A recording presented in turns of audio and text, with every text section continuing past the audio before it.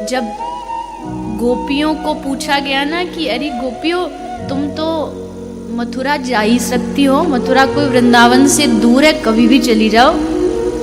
तो गोपी कहती है जा तो हम सकती है, लेकिन हमने अपने जीवन भर उस मोर मुकुट गिरधारी का दर्शन किया है, अब हम उस राजाधिराज चक्रधारी कृष्ण को नहीं देखना चाहते। हमें मथुरा वाला कृष्ण पसंद नहीं है। अगर उससे प्रेम है तो इसी ब्रज में उसी रूप में दर्शन देगा, तो उसकी आराधना करें। फिर भी जब विरह असह्य हो गया, जब विरह सहन से बाहर हो गया, तो गोपी बोली श्री राधा रानी से, हे श्री जी अब तो चल दो, एक बार तो चल दो। सुना है श्री कृष्ण द्वारिका से कुरुक्षेत्र आए हैं महाभारत के युद्ध के लिए, अब तो चलो। तो कठोर हृदय से श्री जी चल पड़ी अपनी सखियों के साथ कुरुक्षेत्र। शिविर लगा था, द्वारिका से 16,108 रानियां आई थी, श्री कृष्ण भी आए हैं। 100 वर्षों का वियोग श्री कृष्ण और राधा का, आज 100 वर्ष बाद मिलन होने वाला। श्री किशोरी जो शिविर में विराजमान है, और भगवान श्री कृष्ण ने उस शिविर में प्रवेश किया। प्रवेश करते ही श्री कृष्ण अपने नेत्रों के अश्रुओं को रोक न पाए।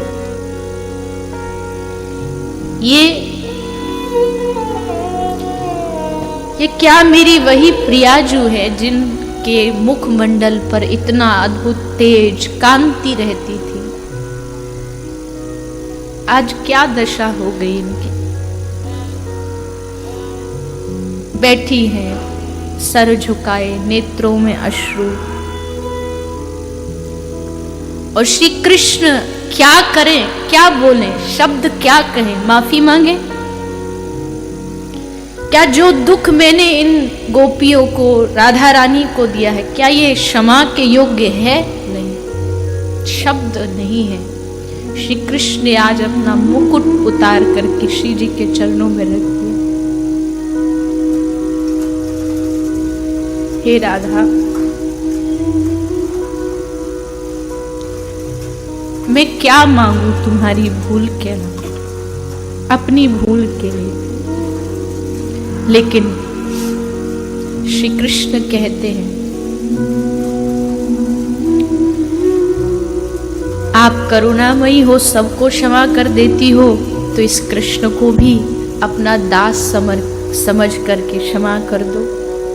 और वो शब्द याद आते हैं कृष्ण को, जिससे वो श्री राधा रानी की मनुहार करते थे। राधे राधे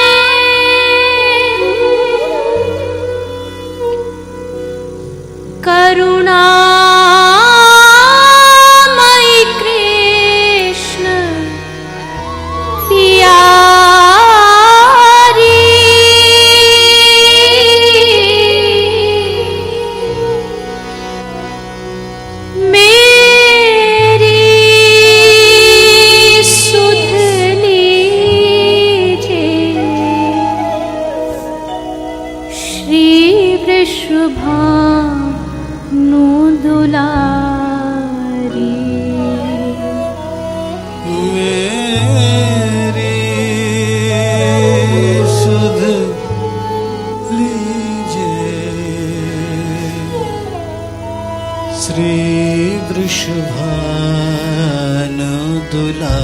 हाथ जोड़ के मना रहे हैं।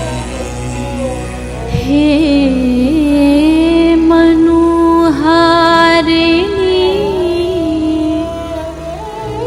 रासेश्वरी रस रूपा, हे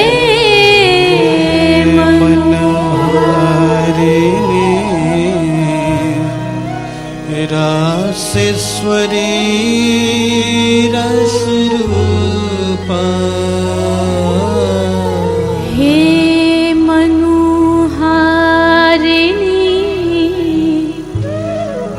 रासेश्वरी रस रूपा।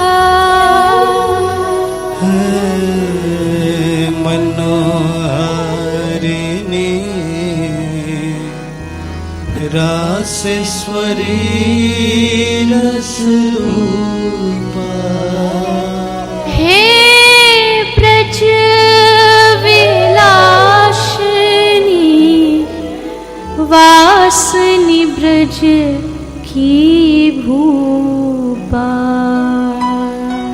हे ब्रज विलासिनी वासिनी ब्रज की संग में ललिता सह चरी सर्वाश्व स्वरूपा।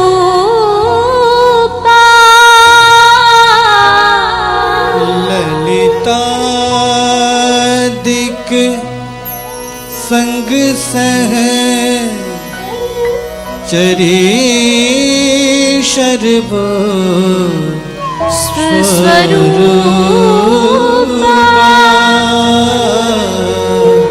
निज प्रणत वत्सला भामनि परमनुपा।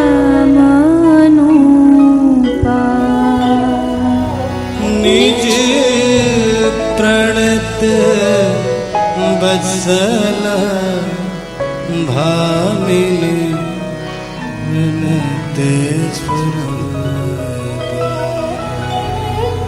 ब्रज गोप वंशमणि ब्रज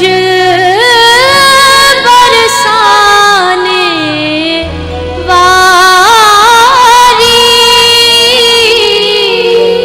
ब्रज गोप वंश मुनि ब्रज बरसाने वारी। मेरी सुध लीजो श्री वृषभानु दुलारी। मेरी सुध लीजो श्री बरसानु दुलारी। मेरी सुध लीजो श्री वृषभानु दुलारी। मेरी सुध लीजो श्री वृषभानु दुलारी।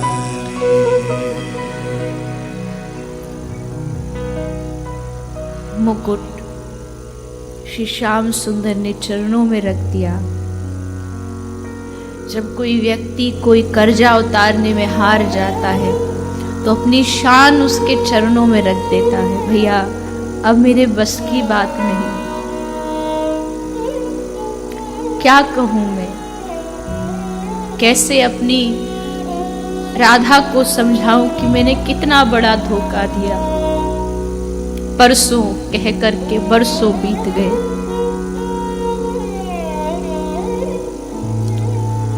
श्री जी ने देखा चरणों में लोटे हैं, पकड़ करके श्याम सुंदर को उठाया।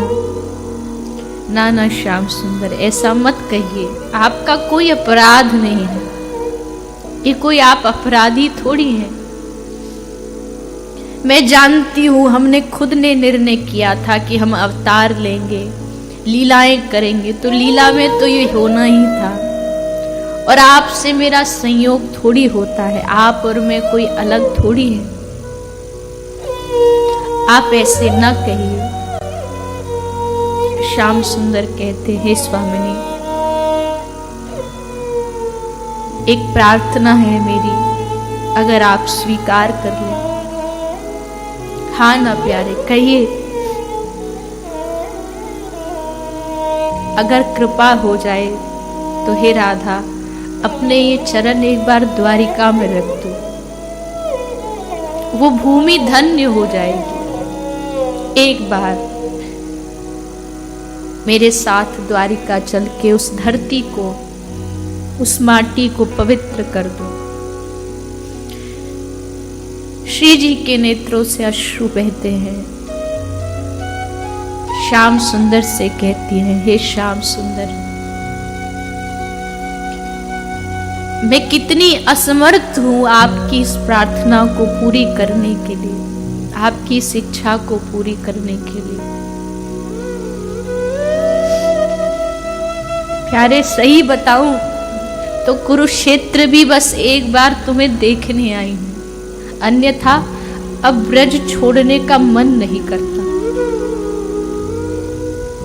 उस वृंदावन की भूमि से बाहर जाने का अब हृदय ही नहीं कहता।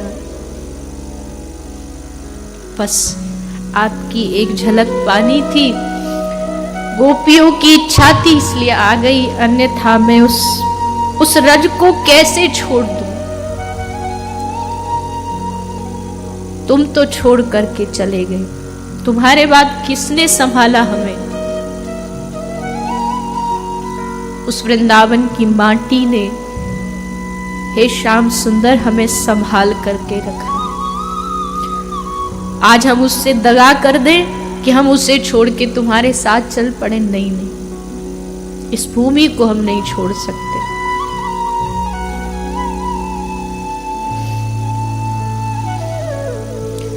स्वयं श्याम सुंदर से मिलने के लिए जो श्री जी उस धाम को छोड़ने के लिए राजी नहीं हुई, तो सोच के देखिए उस भूमि का कितना महत्व होगा। तुम्हें द्वारिका जाना है, जाओ, मैं नहीं जाऊंगी। ये ब्रज मेरा है, श्री जी मानती हैं कि ये मेरा है, मैं कैसे छोड़ दूं इसको? ये मेरा घर है, ये मेरा धाम है, ये मेरा निज महल है। कितने कितने भाग्यशाली हैं हम कि इस निज घर में श्री जी हमें बुला लेती है, हमें वास दे देती है।